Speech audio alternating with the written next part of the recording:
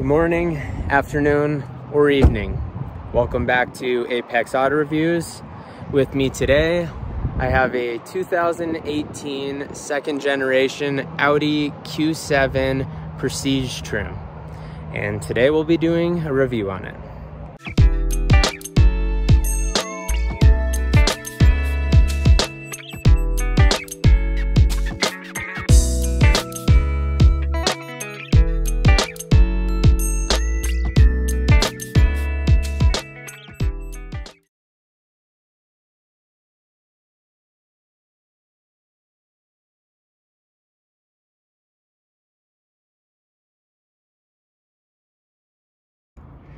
So this 2018 Q7 is the second generation of the Q7. They did do a mid-cycle refresh right before this, and then in 2017 moved on to the second generation.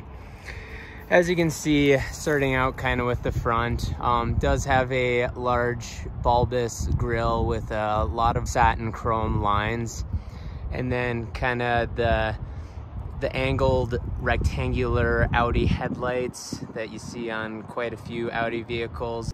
They're starting to become a little bit more aggressive and have more sharp lines added to them, but that's kind of how it sits as of right now. And then these fog lamps are actually removed for the radaring system for the adaptive cruise control. And then on the inside here you can see some pass-through intercoolers. And then just kind of moving up, taking a look along the hood here. You can see it's pretty simple, minimalist. Just a few lines, streaks kind of just going down it. But besides that, no big bulges or anything crazy like that. And then kind of same with the side profile. Just a few straight lines. No really crazy kind of like humps coming out, besides just this small one here that comes down towards the lower portion of the door. Besides that, you just kind of got this straight line that goes across, and then yeah, just small angles that go above the wheel well arches. Then moving around to the back, you do once again got those rectangular tail lamps.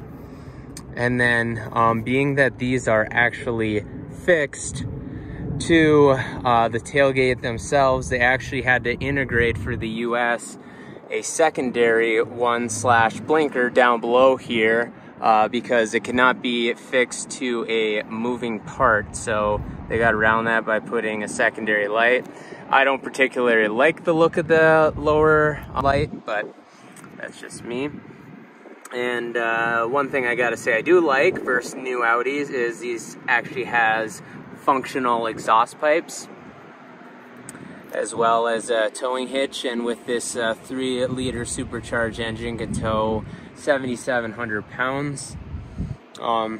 Yeah, speaking of which, you might be wondering, well, why does it have 3.0T? Audi just kind of did that to, well, not confuse people, but it is not a 3-liter turbocharged motor. It should be 3.0S. They probably should have just left it as 3.0 or just not had it at all. But anyways, yeah, continuing along the side, it's, I mean, it's just kind of one of those SUVs that doesn't really stand out. It's not a bad looking car overall. It's just not a great looking SUV. Those 20-inch rims that it's sitting on, or wheels I should say, not my favorite looking design. They don't do a very good job kind of filling the wheel well, and it looks like there's a lot of tire.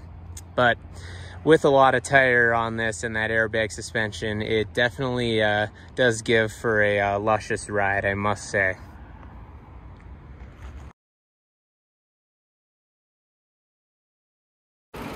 So taking a look under the hood, there's, well, really not too much to look at, but yeah, there's the supercharged 3-liter V6 that puts out 333 horsepower and 325 foot-pounds of torque. There is also an optional 2.0-liter turbocharged motor that puts out around 250 horsepower, but for a vehicle this size weighing in at about 5,000 pounds, I couldn't imagine wanting to go for that engine. It just seems kind of lackluster for a vehicle of this size. So this does have the smart keyless entry. All you gotta do is leave your key in the pocket, really like any other system. To lock the doors, you simply just press this little button here on the outside. It'll fold the mirrors up so no one dings those up. And then to unlock it, just simply put your hand on the back of it. Won't fold the mirrors down until you actually start up the vehicle. So it does have that electronic soft close in this Prestige, but yeah, start it up.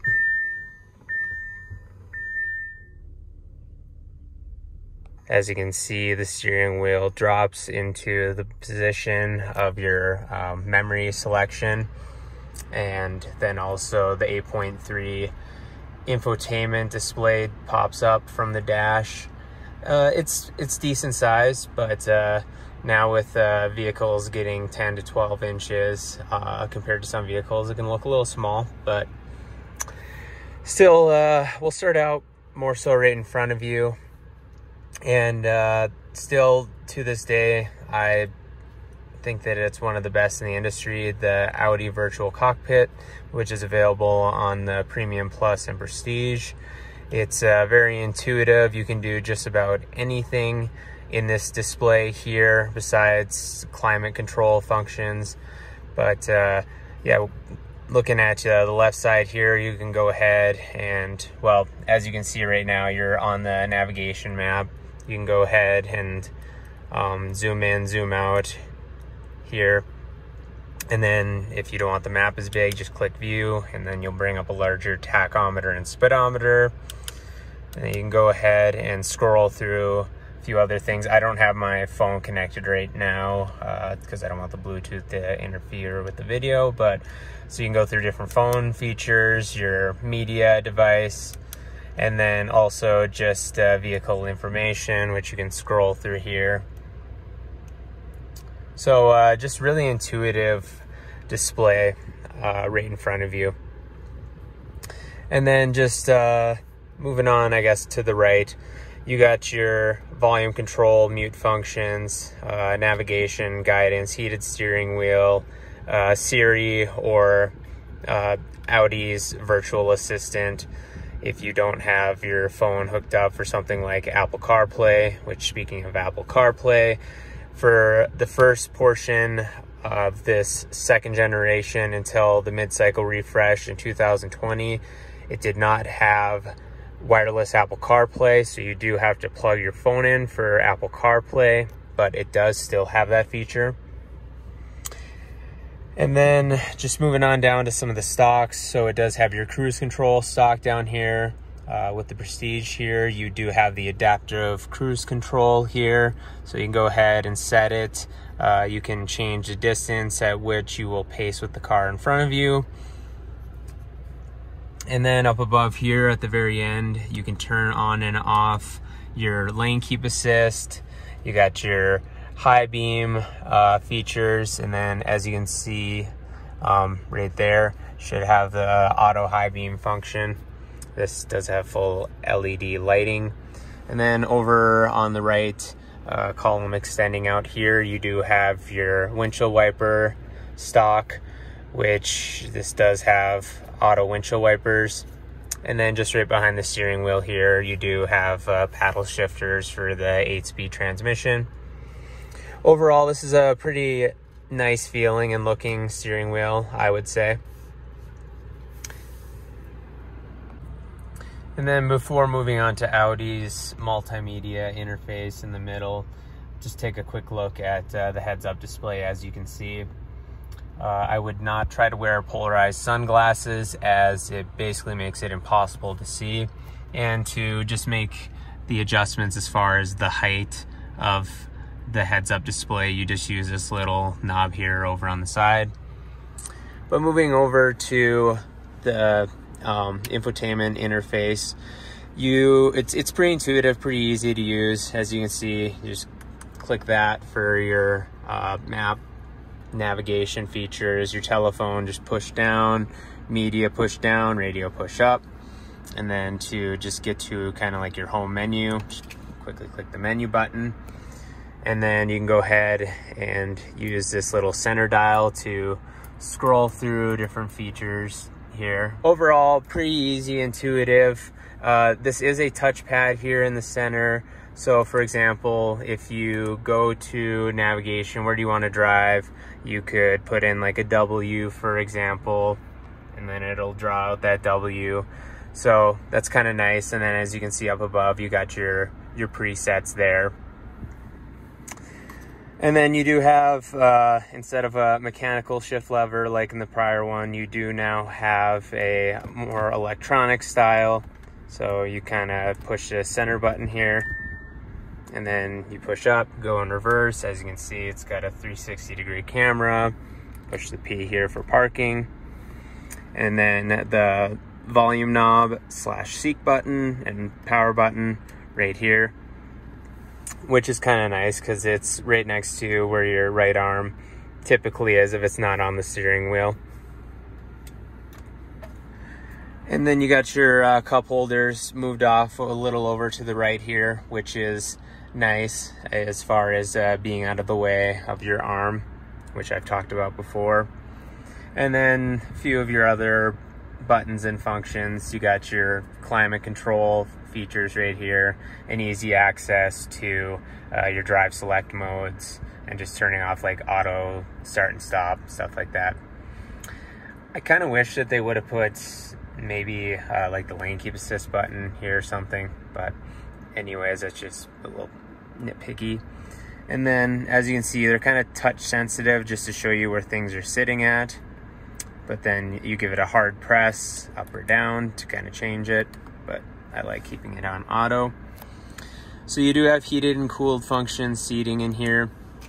One thing to note is that if you do have it on cooled seats, for example, and it's a hot day, and the next time you get into the vehicle, it's a cold morning, you're on your way to work or something, it keeps it in the last setting that you had it in. So you get in your vehicle in the morning, it could be 40 degrees out and your cooled seats will still be on. So that is one function that could be nice if you're using the vehicle multiple times during a hot day, but if the next time you're using your vehicle is going to be an extreme difference in temperature, it might be quite obnoxious to have your heated seats come on because you're using your vehicle the night before when it was cold, and then you get into it in the mid-afternoon and it's 85, 90 degrees out.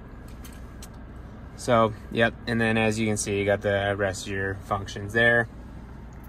Moving on down, get your electronic parking brake, and then these are slightly adjustable, little center armrests right above the center console, which, as you can see, you can kind of lift this center console lid like a few clicks up for your desired kind of arm height. And then on the inside, you do have two USB A's and a 3.5mm aux. No USB-Cs for this 2018 model year. And then as you can see, the center console, it is felt line, but it's pretty shallow. And then moving on to other storage compartments, it is dampered, felt lined. And then you do have an ashtray in the front, which hopefully is not actually being used for ashes of cigarettes. And then last but not least, and as far as storage compartment in the front, you do have this little storage compartment, drink holder down in the door here.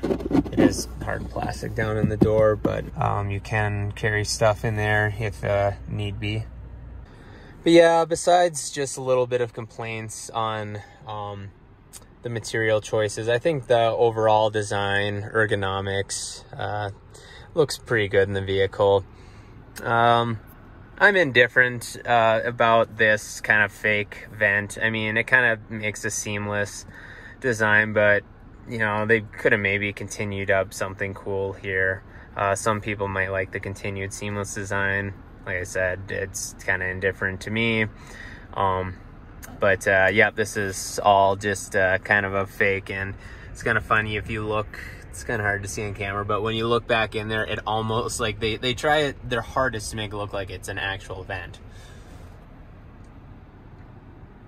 But yeah, besides that, it's overall a good interior, I'd say.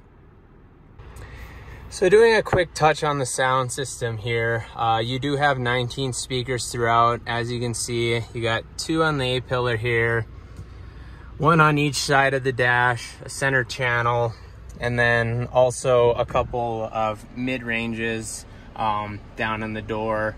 The lower ones kind of more to hit the punchy bass. And then in the middle row here, you do have a tweeter on each opposing side, right up in here. And then also another mid-range down in the door. And then also 2 on the ceiling back there, as well as a subwoofer, which I'll have to go around back to show you. So what you would think is potentially more rear storage space is actually where the subwoofer is located inside its enclosure, as well as the Bose amplifier, and then just a small tire repair kit, as well as an inflation system. So while we're back here, let's take a look at the 3rd row seat.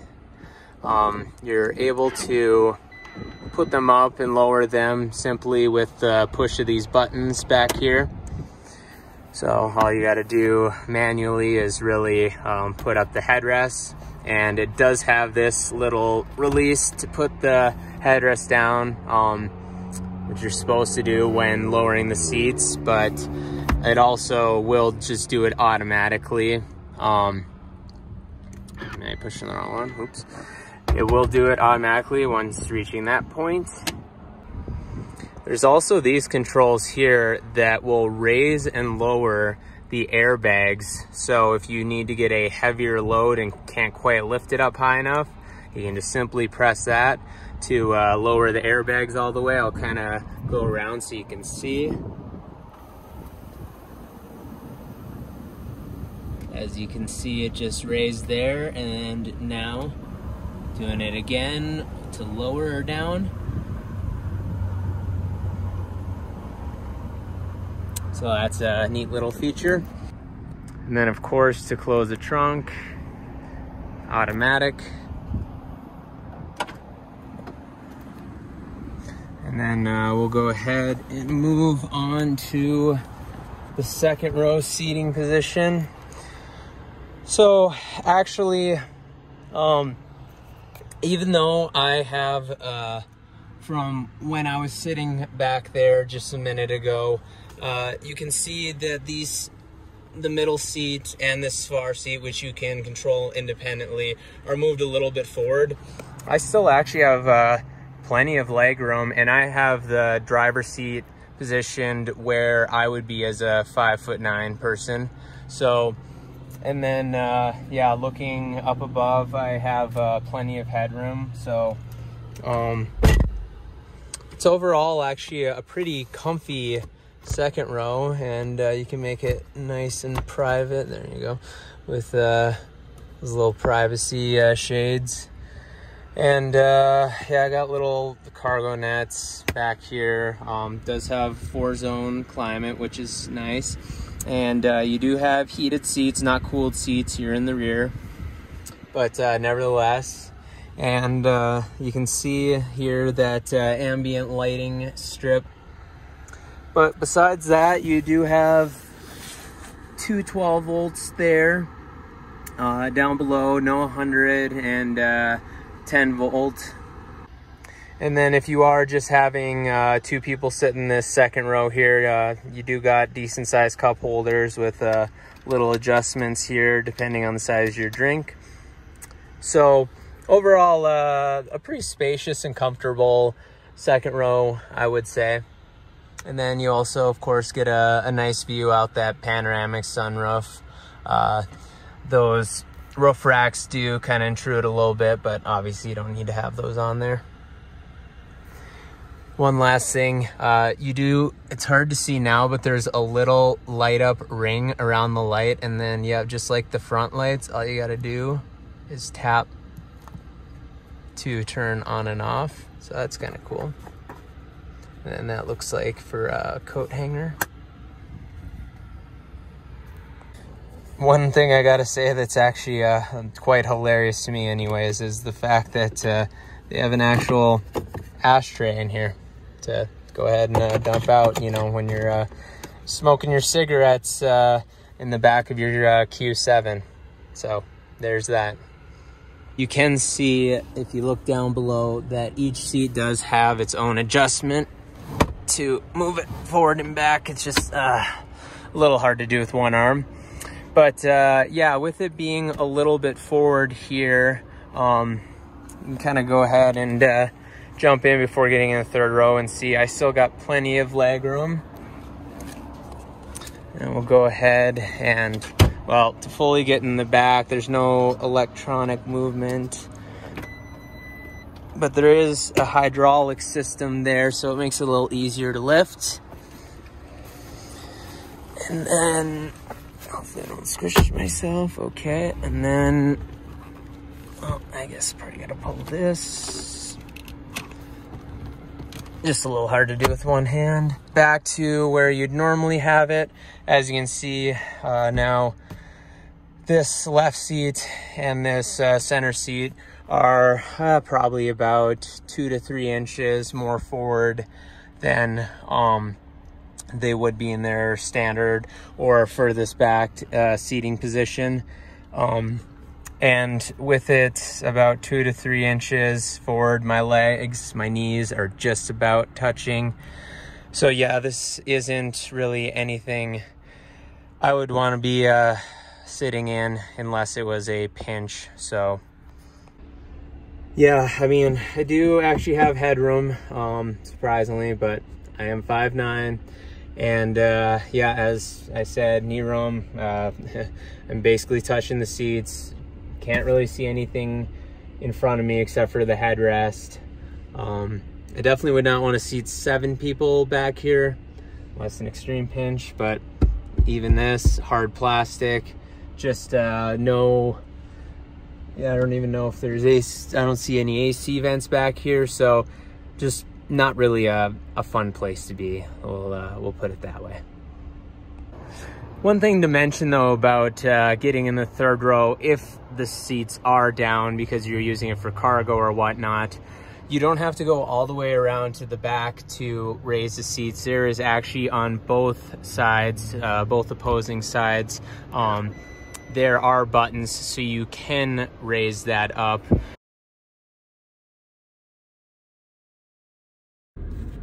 So currently driving the Audi Q7 Prestige trim level. What are my thoughts not only on the driving experience itself, but also just being in the driver portion of the cabin? Well, as far as the driving experience goes, with this 4-wheel independent airbag suspension, it's a very soft, comfortable, smooth ride. Not only that, there is minimal road noise, wind noise. All the functions like the lane keep assist, the adaptive cruise, blind spot monitoring, all those safety features, they work really well. The lane keep assist itself does actually turn the steering wheel with the road.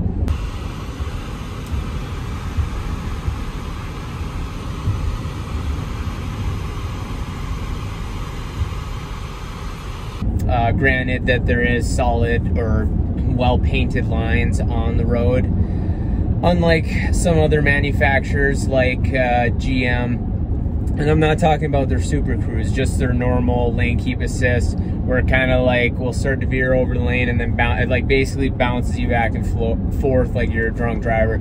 This actually does a very good job turning the wheel and kind of guiding you with within the lanes. And Yeah, as far as looking at things like the heads-up display, it's very clear, readable. Don't plan on wearing polarized sunglasses if you're going to use the heads-up display, because you're not going to be able to read it at all in this vehicle. When you're driving on the highway, interstate, very quiet, comfortable ride. And I gotta say, this optional this is the mid-level Bose sound system. There is one higher up, which is a Bang & Olufsen sound system, but this 558 watt Bose sound system that's got 19 speakers placed throughout the cabin, including in different ranges of the A-pillar and then like across the dash, gives for a really actually pleasant listening experience. It has a lot of adjustments, what you'd see typically in Audi upper end sound system or optional sound systems, which would be obviously treble, mid-range, bass, and then of course fade and balance. But also it allows you to adjust the surround level, like how much like instrumentation and harmonization that you hear, as well as like the 3-dimension. It has a 3D that you can set to low or off, low, medium, high, and it just makes it sound like a very filling experience, and just a different experience than what you get from your typical stereo like sound system. It is a 15-channel amplifier, so yeah, it does a good job, I must say. The visibility is really good in this vehicle, anywhere from the mirror placement, and then the small window placed in between that and the A-pillar to the windshield. It just allows for a really good visibility. The visibility out the rear window, well, I guess I haven't really had passengers in the third row with it up, so that might intrude on it a little bit. That third row is just kind of more for in a pinch anyways, even though you can adjust the second row a little bit forward to kind of cram someone in the third row, but this is more so like a 5-seater with a 7 or 6 and a pinch. But yeah, pretty good visibility out the rear view mirror, even though it's not a digital one like something like some upper GM vehicles, for example, talking about GM again. But yeah, everything else in here is just super easy to use in the driver position. All the climate controls are touch buttons, and I like that. They did do a mid-model or a mid-cycle refresh at 2020 where they did change it to touchscreen. I personally like the physical controls. I like having the volume knob right down here. It's just right next to my hand if it's on the shifter. The 8.3-inch display for the center display. I like that it's a little higher up because it's like right in your peripheral line of sight. Even though 8.3 is now considered a little bit smaller in today's industry, being 2022 with 10 to 12-inch displays, you still got that Audi virtual cockpit right in front of you, which just, I mean, looks phenomenal, and you know, it's at the top of its game. Still works really good. The navigation could be a little bit quicker, like when you're turning. You can see that the refresh rate's maybe not quite the best, but it still works overall very well.